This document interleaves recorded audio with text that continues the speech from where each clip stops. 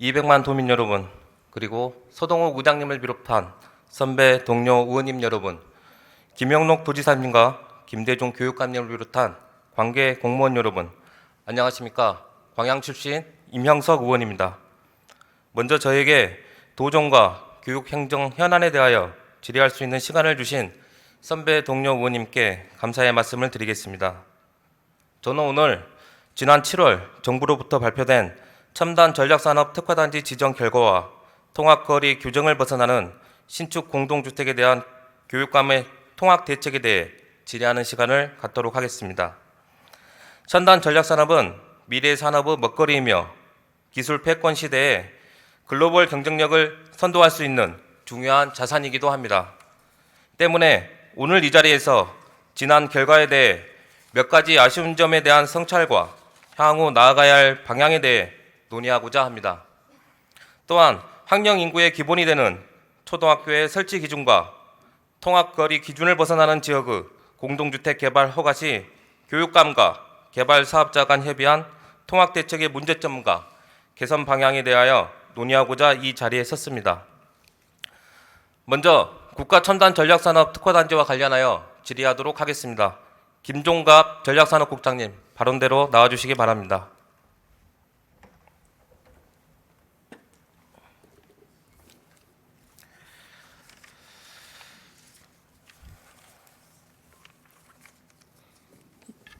예, 전략산업국장 김종갑입니다. 네, 국장님 반갑습니다. 먼저 화면을 좀 띄워놓고 시작하도록 하겠습니다. 지난 7월 20일 정부는 소부장 특화단지 5개 지역과 국가첨단전략산업 특화단지 7개 지역을 지정하여 발표했습니다. 우리 전라남도는 광주광역시와 상생 1호 협력사업으로 반도체 특화단지 유치에 사활을 걸었으나 아쉽게도 실패하고 말았습니다. 먼저 특화단지 유치를 위해 노력하신 우리 국장님과 직원분들께 고생하셨다는 말씀을 드리겠습니다. 특화단지 지정을 위해서 재도전하는 것으로 아는데 반복되는 실패를 경험하지 않도록 되짚어보고 우리 전남만의 강점을 살린 특화단지는 무엇인지에 대해 질의하도록 하겠습니다. 정부는 지난 2022년 11월 국가첨단전략산업으로 반도체, 2차 전지, 디스플레이 3대 산업과 15개의 첨단 전략 기술 분야를 우선 선정하여 국내 첨단 전략 산업의 초격차 확보를 총력 지원하기 위해 특화단지를 지정한다고 했습니다. 우리 광주 전남은 그 중에서 반도체 산업, 패키징 분야로 특화단지를 신청하셨죠? 네, 그렇습니다. 반도체 특화단지에 경기 용인과 평택, 경미가 선정이 되었습니다.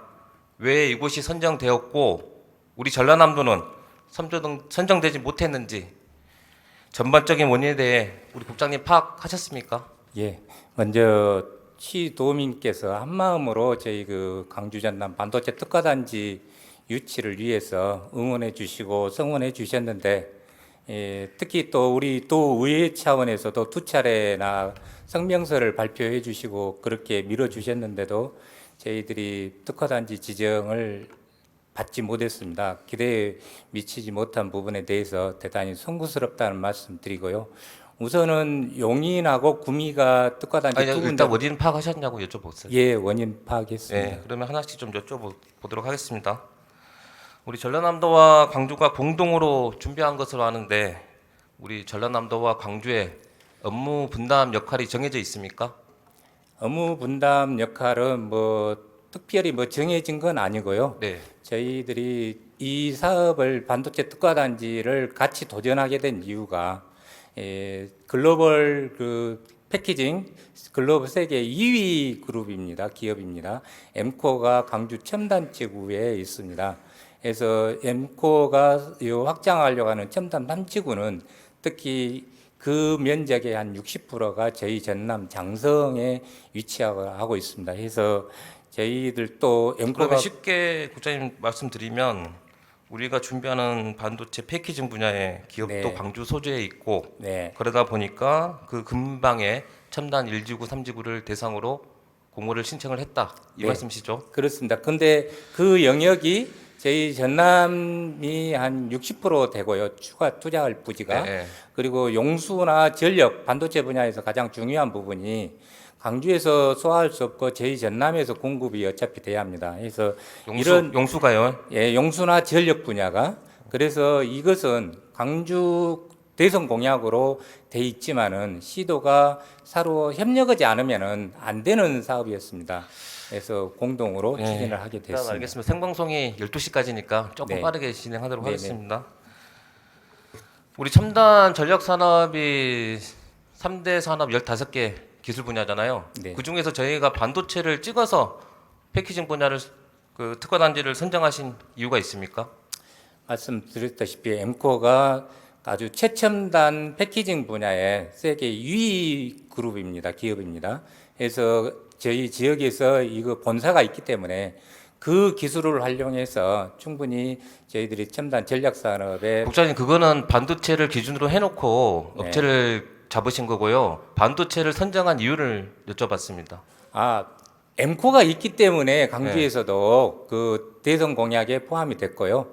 이 반도체를 잡고 저희들이 뭐 엠코를 잡은 게 아니고 엠코라는 글로벌 기업이 있기 때문에 반도체 생태계가 구축될 수 있고 그것이 우리 전남에까지 확장될 수 있겠다.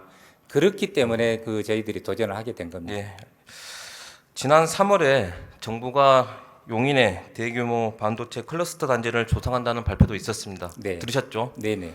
또한 우리 국가첨단전략산업법 제16조 전략산업 특화단지의 지정 제1항 제1호를 보시면 전략산업 등을 영위하는 사업자와 그 지원 시설 등이 집단적으로 입주하여 있거나 입주하려는 지역으로 나와 있습니다. 네. 이 앞에 말씀드린 그 정부의 발표 상황과 그 다음에 우리 법령 조문으로 좀 유추해 봤을 때 우리 광주 전남이 반도체 특화 단지에 지정되는 조건에 좀 부합된다고 보신가요? 매우 부합이 됐습니다. 왜 그러냐면은 이 엠코가 투자하고자 하는 그 의지가 있고 또 그 엠코가 하고 있는 첨단 패키징이 이 반도체 특화 전략 기술에 포함 15개 기술에 포함이 되어 있습니다. 네. 그래서 첨단 어드밴스드 패키징 기술이 이 첨단 기술로 지정이 돼 있고 또 하기 때문에 앵커 기업이 있기 때문에 저희들은 매우 부합된다고 매우 부합된다. 네, 그렇게 판단했습니다. 판단하셨다고요. 예, 예. 특화단지 지정을 우리 신청할 때 보면 그 육성 계획을 첨부하게 되어 있고 그 육성 계획 내가 선도기업 현황이 제출하게 되어 있죠. 네, 그렇습니다. 우리 광주 전남은 보니까 그 방금 국장님께서 말씀하셨던 엠코 그리고 LG 이노텍 이렇게 네. 두 개의 기업을 선도기업으로 선정을 하셨더라고요. 네, 그렇습니다. 제가 한번 이 회사를 좀 이렇게 인터넷에 좀 찾아봤더니 이제 앵코는 광주와 그다음에 인천, 부평, 송도에 두 군데 사업장이 또 추가로 있고요. 예. LG 이노텍은 서울이 본사면서 경북 구미에 4개의 공장, 경기 파주와 평택 그리고 광주에 1개씩의 공장을 가지고 있습니다. 네. 이 부분 알고 계시죠? 예, 알고 있습니다. 자료 한번 보시겠습니다. 이게 엠코 테크놀로지 코리아 자료인데요. 이게 이제 좀 작아서 안 보일 수 있는데 확대해 보시면 68년도 우리 대한민국에서 시작됐더라고요. 아남산업 아마 그 예전에 많이 들어보셨을 거예요. 근데 제일 마지막에 제가 밑줄 쳐놓은데 보시면 엠코는 미국 애리조나주 템피에 본사를 두고 있다고 나와 있습니다. 예. 그래서 제가 엠코 테크놀로지를 한번 검색해서 들어가 봤더니 그 홈페이지 안에가 글로벌 네트워크 현황이라고 해서 이렇게 세계 지도가 나와 있어요. 근데 이 본사 보시면 이 노란색으로 표기된 부분 있죠. 예. 저 아메리칸 대륙입니다.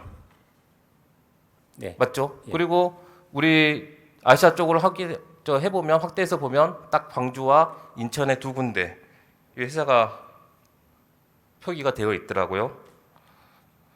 그러면 결론적으로 우리 광주 전남이 선도 기업이라고 가지고 있는 엠코가 과연 우리나라 기업이 맞습니까? 그리고 우리나라 이 내용을 보셨다시피 엠코는 미국이 본사이면서 8개국의 현지 법인을 갖고 있는 회사입니다. 네. 우리나라 코리아는 그 법인 중에 하나이고요. 네. 이런 기업을 우리 선도기업이라고 표현해서 육성계 기업 현황에다가 제출할 수 있습니까? 당연히 할 수 있습니다. 지금 수 있어요? 예. 외국 기업이라도 글로벌 수준의 기술이 있고 글로벌 그 대규모 투자가 된다 하면은 그 기업을 선도 기업으로 해서 투자할 수 있고요. 엠코는 아까 의원님께서 알겠습니다. 말씀하셨다시피 일단 뭐 할 수 있다고 하시니까 예. 그걸 한번 조금 저희가 따져보도록 하겠습니다. 자료 한번 보시면 이 자료는 2022년 11월 4일 국무총리 비서실 보도 자료인데요. 그때 당시 이제 제1차 국가첨단전략산업위원회 개최되면서 이날 회의 안건으로 국가첨단전략기술 신규 지정안, 국가첨단전략산업 특화단지 추진계획안, 특성화대학원 추진계획안, 국가첨단전략산업위원회 추진계획안 등 4개 안건을 심의 의결하였습니다. 그때 당시에 심의 의결했던 내용 중에 국가첨단전략기술 신규 지정 내용이거든요. 네. 여기에 보시면 제가 밑줄 쳐놨죠. 우리 기업이 세계 최고 수준의 기술을 보유하고 있고 글로벌 경쟁이 치열해 초격차 확보 및 기술 인력 보호가 필수적인 반도체, 2차 전지, 디스플레이 3대 산업 15개 첨단 전략 기술 분야를 우선 선정하기로 하였고 네. 이거 우리 기업이라고 나와 있는데 의원님 좀 오해가 있으신 것 같은데요. 엠코 테크놀로지 코리아는 한국에 법인을 두고 있습니다. 해서 그러니까 본사는 미국이잖아요.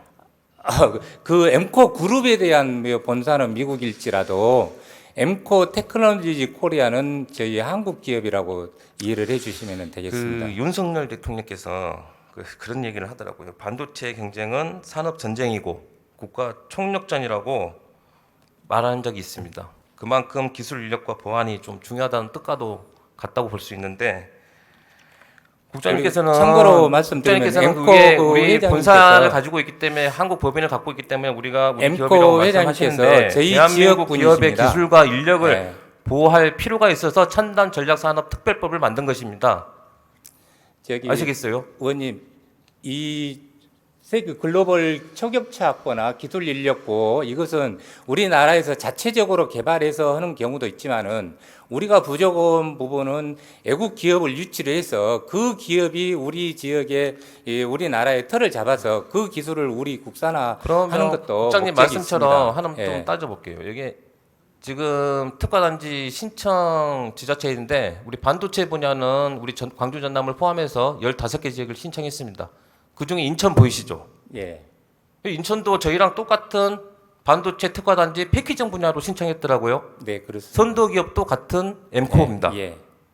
그리고 플러스 뭐 스타치팩 코리아 이 2개 회사를 가지고 신청을 했는데 이 인천 투데이라고 23년 7월 14일 발표 전에 나온 뉴스입니다. 여기 마지막에 보시면 인천에서 엠코와 스타치팩 코리아가 꼽힌다. 다만 이들 기업이 국내 기업이 아닌 점이 약점으로 꼽힌다. 이것은 그 언론에서 판단하는 거고요. 저희들이 정부 부처하고 협의하거나 그랬을 때 뭐 외국 기업이라 해서 특화단지 선정에 그 앵커 기업이나 그러면 기업에 논리적으로 좀 해당이 안 가보시면 된다는 제가 그런 좀 건 전에 없습니다. 말씀드렸던 첨단 전략 산업 특별법이 세계적으로 첨단 기술 패권 경쟁이 심화되는 과정에 한국의 첨단 산업 경쟁력을 지키고 기술의 초격차를 유지하고자 반도체 등 산업을 육성 보호하는 목적을 갖고 있다고 제가 말씀드렸잖아요. 근데 예를 들어서 특화단지 외국계 기업을 지원하는 모양새가 되는데 국장님 논리가 과연 맞을까요? 의원님 시간이 많이 가니까 그 부분은 네. 별도로 그러니까 제가 봤을 때는 협의하시기 기업 선정부터 좀 바랍니다. 잘못됐다고 보고 있습니다. 그것은 저희들은 아니라고 생각이 그리고 특화단지 선정되지 못한 이유가 쭉 있습니다. 이 자료 한번 네. 보시면 우리 첨단 전략사업 특별법 사항 그 특화단지 지정 평가 기준이 나와 있는데요. 선도기업 여부, 신규 투자계획, 산업 생태계 발전 가능성 등을 평가하게 되어 있습니다. 저희들 여러분 제가 좀 전에 말씀드렸다시피 이제 뭐 저는 아니라고 보는데 국장님 저기 계시니까 그 부분은 저희들이 신청할 때 산업부에서 엠코 투자 계획에 대해서 이제 그 기업 이- 부분은 그만하시고 이제 예. 넘어가시죠. 제가 시간이 얼마 없기 때문에 제가 그 얼마 전에 이제 의원 요구 자료로 특화단지 미선정 사유가 무엇인지 좀 자체적으로 판단할 시간을 한번 드렸었는데 이때 제출된 답변서에는 정확히 지금까지 반도체 산업이 수도권과 충청권을 중심으로만 육성되었고 광주 전남은 앵커 기업의 확실한 투자 기업이 미흡해 미선정된 것으로 추정됨 이렇게 답변을 주셨더라고요. 네. 이게 맞습니까? 예, 또 엠코에서 의원님께서 지적하다시피 인천에 사업장이 있고 광주에도 사업장이 있다 보니까 구체적인 투자 계획을 내주기가 상당히 애매했습니다. 그런 아니, 상태에서 애매한 건 예, 국장님 평가 기준이라니까요. 선도기업 여부, 신규 투자 계획 이게 예. 기본으로 들어가야지 평가를 할 수 있어요. 투자 계획은 냈는데 그것을 구체성이 조금 결여했다고 산업부에서 판단을 한 것 같습니다. 과연 투자 계획이 좀 제대로 이루어졌나 싶은 의구심도 좀 드네요. 여기 보시면 경북 구미 반도체 특화단지 선정된데 우리가 선도기업 중에 하나라고 표시하고 있는 LG 이노텍 투자된 거 확인하시죠? 예, 저 부분은 이제 저런 부분도 확인도 안 하시고 우리가 특화단지 공모를 신청하셨습니까? 예를 들어서 우리 가지고 있는 기업들의 정확한 투자 현황 그리고 다른 단체에서 다른 시도에서 준비하고 있는 저희들 투자 현황들 다 알고 있었고요. 또 LG 이노텍 구미는 부품 소재, 반도체 소재 부품에 집중화 돼 있고 저희들이 LG 그러니까 그 분야는 15개 네. 분야가 있으니까 그 중에 8개가 반도체지 않습니까? 네. 그러니까 이제 분야가 많다 보니까 투자 계획은 나눠질 수 있어요. 네. 근데 우리 전남에 얼마만큼의 투자 계획이 있냐 이 말이죠. 그게 중요한 게 아니겠습니까? 그래서 마지막에 산업부에서 엠코에서 구체적인 투자 계획까지 좀 냈는데 냈으면 그 예. 계획 저한테 한번 좀 자료 제출해 주시고 그 제가 부분을- 우리 도에서 접수했던 육성 계획 자료를 보니까 기업의 투자 금액 한 2,800억밖에 안 되더라고요. 그 정도면 상당히 적은 금액 아닌가요? 다른 광역시도에 비해서? 그런 부분이 좀 미흡해서 탈락된 것 같습니다. 본 의원은 지사님과 우리 강기정 시장의 그 상생 1호 협력 사업이라는 그 성과를 위해서 광역 공동지원이라는 명분으로 좀 반도체 특화 단지를 좀 무리하게 준비하시지 않았나 이런 생각을 좀 듭니다. 이런 제만 이렇게 생각을 하는 걸까요? 의원님, 상반기에도 2차 전지 중요성에 대해서 피력을 해주시고 또 지적해 주시고 잘 압니다. 저희들도 2차 전지에 대해서 중요성 2차 전지 실감을 넘어가면서 하고 있고요. 여쭤볼게요. 예. 국장님. 예. 근데 반도체 같은 경우는 이번을 계기로 해서 저희 지역이 의원님 알다시피 반도체에 대한 생태계가 전혀 없는 상황이기 때문에 그러니까 어떤 우리 영역을 광주 확대해보자. 전남은 예. 반도체 산업 쪽에서 거의 불모지 수준입니다. 예, 그런데 왜 반도체를 신청하셨냐고 제가 불모지라 해서 가만히 있으면 되겠습니까? 아 그러면 이런 예를 들어 기회를 기반 해서 시설을 갖고 있고 여건이 네. 훨씬 좋고 투자가 활발하게 이루어지고 있는 2차 전지를 신청했어야죠. 그러니까 2차 전지 처음부터 예. 단추를 잘못 끼웠다고밖에 좀 생각이 들지 않습니다. 결과가 이렇게 돼서 의원님께 대단히 송구하다는 말씀 드립니다. 제가 2차 전지 관련해서 다시 주제를 넘어서 한번 네. 좀 질의를 드릴게요. 제가 지난 4월 도정 질의 때 반도체 특화 단지는 준비하시면서 왜 2차 전지 특화 단지 준비하지 않냐 이렇게 네. 여쭤봤지 않습니까? 네. 그때 국장님께서 하반기 연말쯤에 아마 공모가 뜰 것으로 예상이 된다면서 기회발전 특구를 준비하신다고 이제 말씀하셨습니다. 네. 그런데 왜 준비 안 했냐고 했던 2차 전지 특화 단지는 5곳이 신청해서 4곳이 선정이 됐습니다. 확률이 아주 높죠. 예, 결과적으로 그렇게 국장님 돼서 그 지금 5년간 우리 전라남도에 보니까 그 예. 투자했던 내용들 좀 정리가 되어 있더라고요. 예. 약간 보니까 4조 정도. 예, 4조 예, 2천억 예. 정도. 예. 적은 금액은 좀 아니라고 보고 있는데 이런 내용들을 좀 봤을 때 우리가 반도체보다는 좀 2차 전지 쪽으로 좀 관심을 더 두고 심혈을 기울였다면 좀 예. 2차 전지가 더 되지 않았을까요? 가능성이? 의원님 4조가 투자가 돼 있고 지금 현재 약 한 5조가 지금 투자되고 있습니다. 진행 중에 네. 있습니다. 그리고 앞으로 수요가 한 6조 정도 더 투자하겠다는 기업들 의지가 있습니다. 그래서 2차 전지는 의원님께서 잘 알다시피 광양만권 중심으로 이미 클러스터링이 돼 있고 국가적으로도 경쟁력이 충분히 확보돼 있습니다. 이 특화단지라는 것이 그 지정을 받음으로써 새로운 기업 생태계를 만들고 기업을 유치하기 위해서 되는 겁니다. 그래서 반도체가 떨어졌기 때문에 제가 이제 결과적으로 이제 할 말은 없습니다만은 없다 해서 저희들의 생태계가 없다 해서 포기한 게 아니고 그 특화단지를 통해서 새로운 생태계를 만들어 가고자 하는 겁니다. 그래서 2차 전지를 포기한 게 아니고 반도체는 그렇게 만들어 가면서 기회발전 특구로 지금 기획을 4월 달부터 해서 지금 계획이 열심히 진행되고 있고요. 또 기왕에 이 2차 전지 그 반도체 특화 단지가 떨어졌기 때문에 기회발전 특구와 함께 지금 현재 2차 전지 특화 단지도 지금 기획을 하고 있습니다. 저희들이. 이 자료 보실게요. 저희가 그 정부 발표가 있고 나서 7월 27일 도정 주요 현안 설명 자료라고 이제 하셔가지고 여기 보시면 이제 광양만권을 2차 전지 관련 기회발전 특구 지정 후 첨단 전략산업 특화단지 지정을 준비한다고 이렇게 국장님 말씀하신 것처럼 이렇게 예. 지금 그때 설명 보도를 하셨어요. 예. 그러면 제가 좀 궁금한 게 있습니다. 특화단지를 또 공모한다고 정부에서 말을 하던가요? 지금 아직 계획은 없습니다만은 이게 특화 단지라는 것이 뭐 일회성으로 끝난 게 아니고 법에 의해서 하는 거기 때문에 주기적으로 있을 거라고 저희들은 그러니까 예상을 그거는 하고 저희들 판단이지 않습니까?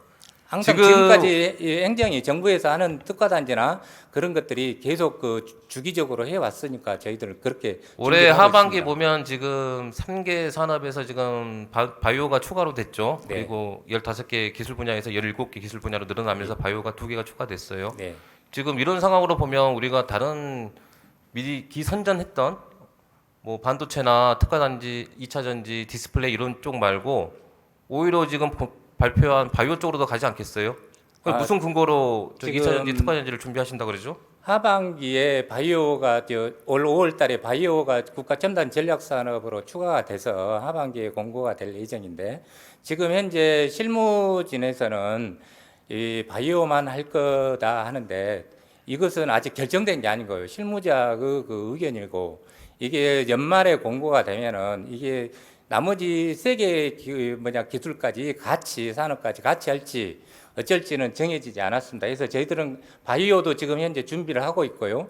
2차 그러니까 전지 준비하고 있고 국장님, 그러니까 이번에 안 되더라도 내년 이후쯤에는 또 다시 공고가 될 걸로 예상을 하고 국장님 저희들 그 준비를 하고 바이오는 있습니다. 확실히 지금 올 하반기 때 이제 공모 절차가 진행되는데 반도체나 2차 전지는 건의를 드리는 거잖아요. 저희 입장에서 보면 그냥 하지 않고 있으니까 이걸 추가 지정을 해달라 건의한다는 말씀이시죠? 예, 올해 건의를 하고 또 내년에도 그렇게 될 거라고 알겠습니다. 생각이 됩니다. 일단 또 그 방금 말씀하신 것처럼 이렇게 이제 기회발전 특구, 2차 전지, 특화전지 이렇게 순서대로 가신다고 하니 좀 잠깐 기회발전 특구에 대해서 좀 간략하게 좀 알아보도록 하겠습니다. 예.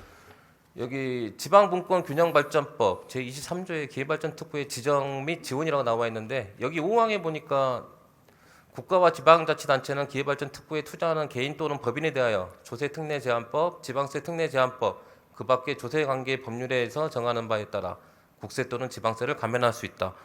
기회발전 특구는 거의 세금 감면이 주 내용 아닙니까? 맞습니다.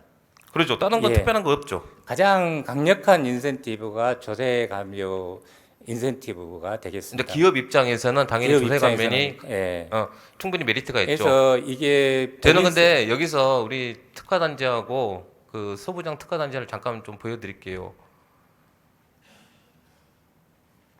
첨단 전략산업 특화단지 우리 지원 내용들하고 소재 부품 장비 특화단지 국장님 다 알고 계시죠? 예, 알고 있습니다. 여기서 제일 중요한 게 저희들이 항상 말하던 예태면제, 예, 그 다음에 그렇습니다. 인허가 타임아웃제, 예, 60일 넘어가면 자동으로 예, 예. 승인되는 거고, 예, 그 다음에 국가산단 지정 특례 네. 이런 부분들이 더 메리트 있지 않습니까? 그래서 기회발전 특구를 기업체만 혜택을 볼 게 아니라 예. 우리 지역에 우리 산단이나 이런 관련된 지역들도 같이 개발이 되는 게 필요하잖아요.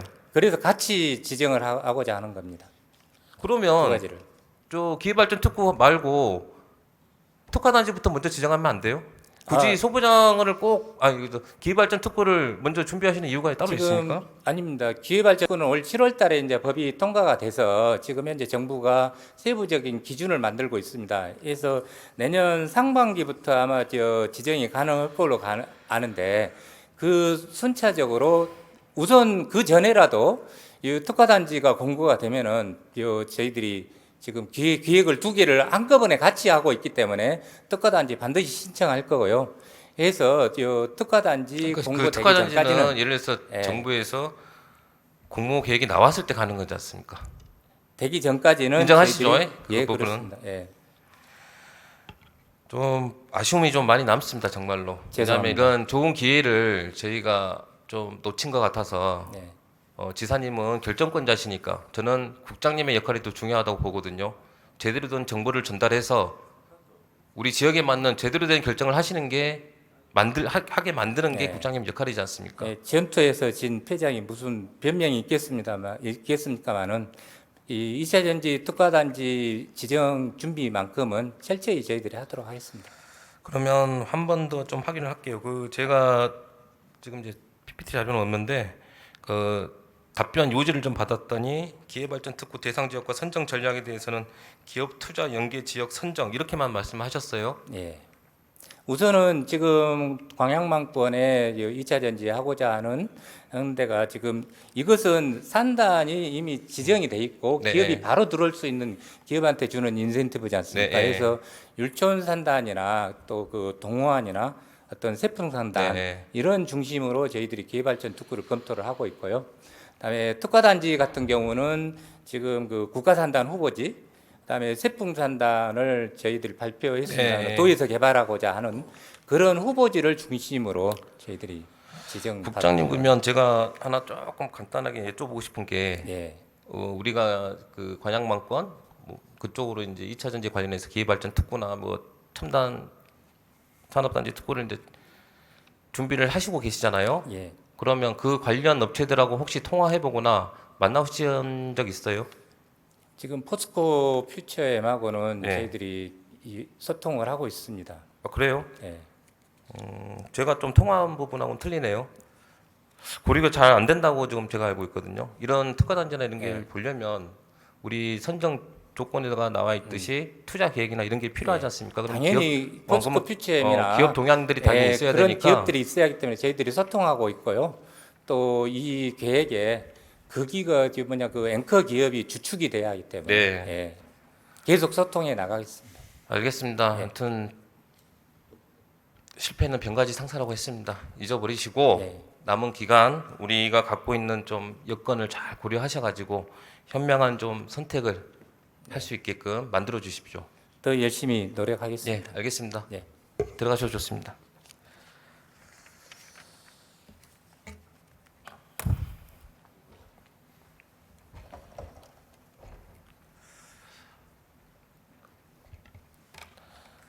다음은 공동주택 허가시 통합 대청 관련하여 질문 드리도록 하겠습니다. 김대중 교육감님, 발언대로 나와주시기 바랍니다.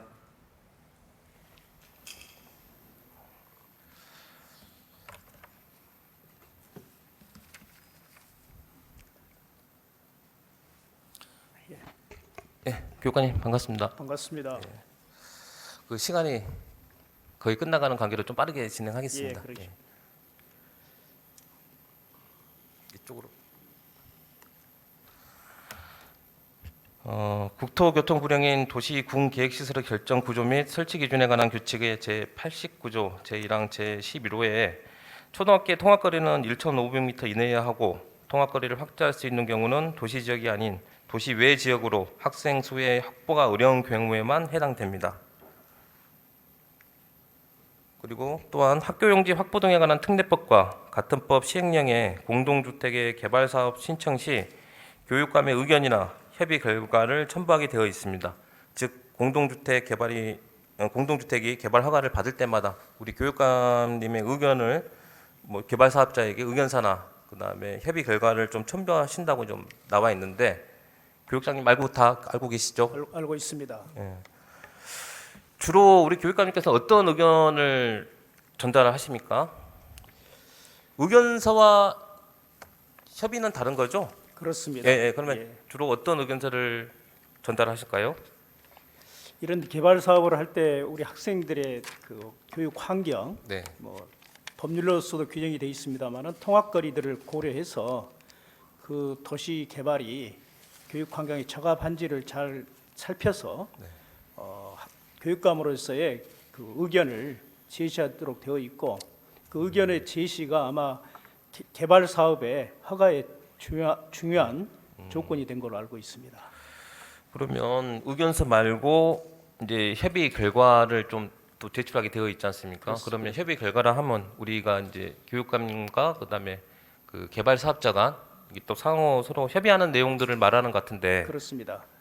그런 때는 어떤 때가 그런 협의를 진행하는 거죠? 대부분 이제 공동 주택이 들어서면서 예, 새로운 이제 학생들의 그 교육 수요, 예, 학생들의 재배치 같은 게 현상이 발생할 수밖에 없습니다. 그렇다 보면 원래 도시계획보다는 그 통학 거리가 1.5km가 넘어서게 되면은 통학의 수단을 지원하도록 되어 있는데 그 통학의 수단을 지원할 수 있도록 기업하고 협약을 해서 그 협약이 이루어지면은 저희들이 의견서로 협약이 됐다는 의견서를 제출합니다.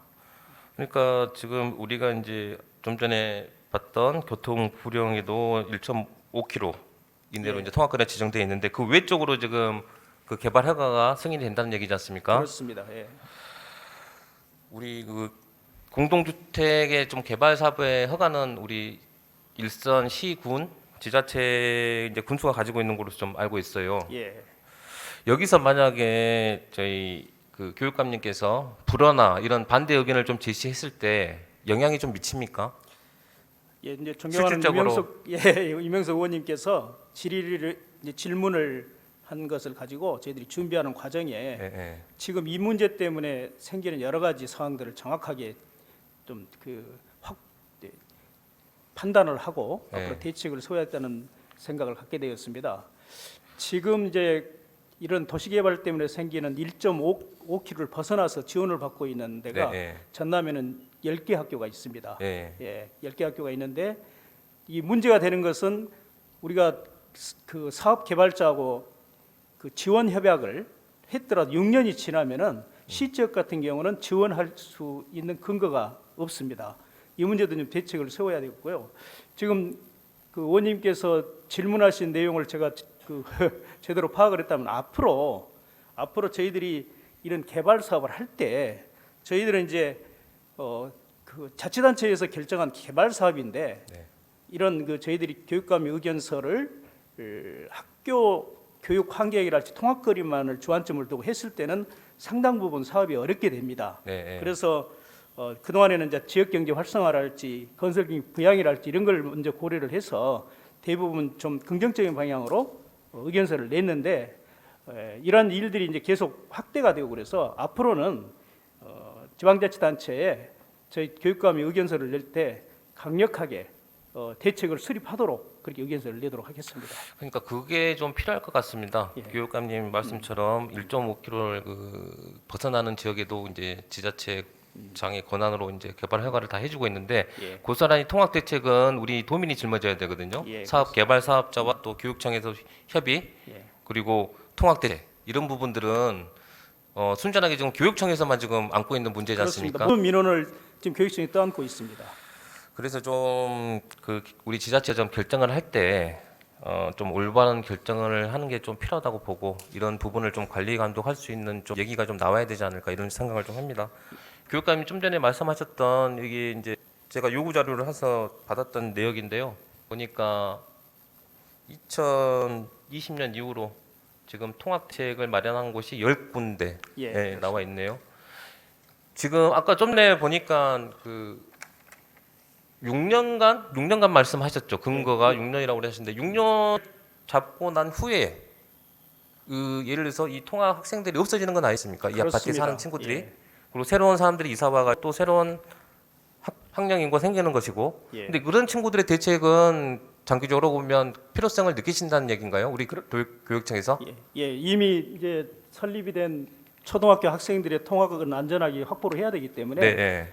저희들이 이제 지원 대책이 세워지지 않는 부분에 대해서는 지금 TF를 구성해서 운영 중에 있습니다. 네. 어떻게든지 지원할 수 있는 방안을 찾아내도록 하겠습니다. 우리 그 조례가 보면 전라남도 교육청 농어촌 학교 통학 학생 통학 지원 조례에서 예, 저희가 지금 현재는 농어촌 지역만 지금 지원을 하게 돼 있잖아요. 그렇습니다. 그러니까 이제 확대를 하려고 하면 시 단위까지 예. 그리고 이제 뭐 사업 계획을 이제 제대로 한번 뭐 살펴봐야겠지만은 전체적인 시 단위까지 확대하는 거는 좀 예산 문제나 뭐 예. 형평성 논란도 있으니 제가 봤을 때는 최소한 우리 그 통학 대책을 세워서 다녔던 친구들 예, 그 정도는 1.5km를 벗어나는 구간이잖아요. 예, 예. 통학 거리를 벗어나는 구간이니까 이런 친구들은 6년이 넘어도 자체적으로 하기에는 쉽지가 않으니 우리 예. 교육청에서 좀 개선 대책으로 한번 마련해 주셨으면 하는 좀 바람이 있는데 어떻습니까? 예, 지금 아마 그 지원하는 예산이 한 90여 원 될 겁니다. 이제 새롭게 그 6년이 지나서 지원하게 되면 또 예산이 수반되게 돼서 저희들이 대책을 세워서 의회에 보고하고 상의하도록 하겠습니다. 마땅히 그 예산이 수반되고 또 부담스러울 수도 있으니 예. 단계적으로 이제 시행을 하시더라도 장기적으로는 그런 방향으로 간다는 게 우리 좀 올바른 교육청의 모습이지 않을까 생각을 합니다. 그 초중등교육법 제 60조의 11 통학 지원에 보시면 1항에 보시면 교육감은 학생이 안전하고 편리하게 통학할 수 있도록 필요한 지원을 할 수 있다. 2항을 보시면 제 1항에 따른 통학 지원에 필요한 사항은 시도 조례로 정한다라고 되어 있습니다. 비록 좀 의무적인 강제 사항은 아니지만 우리 전남의 학령 인구 유출이나 지방 소멸 등 이런 부분을 좀 고려를 하셔가지고 우리 교육감님께서 좀 전라남도 학생들의 안전한 통학권을 위해서 좀 큰 결정을 부탁드리겠습니다. 예, 그렇게 하겠습니다. 예, 고맙습니다. 그러면 조례 개정안을 제가 던지도록 하겠습니다. 예, 그러겠습니다. 예, 알겠습니다. 예, 감사합니다.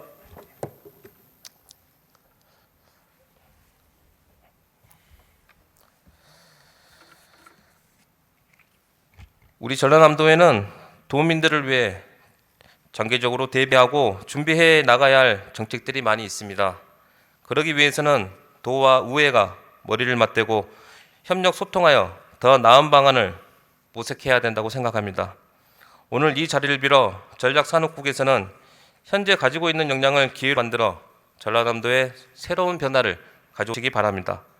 또한 전라남도 교육청에서는 학생들의 안전한 통학 정책을 마련하기 위해 에듀버스 확대 운영을 결정해 주신 김대중 교육감님께 감사의 말씀을 드리며 지난 상반기 다자녀 교육비의 단계적 지원에 이어 이번 통학대책 마련의 노력으로 전라남도의 인구 문제 해결에 좀 더 구체적으로 한 발 다가서는 계기가 되었다고 생각합니다. 이러한 노력들이 모여 향후에는 도민들이 만족할 수 있는 가시적인 성과들이 더욱더 많이 도출될 수 있기를 바랍니다. 이상 도정 질문을 마치겠습니다. 감사합니다.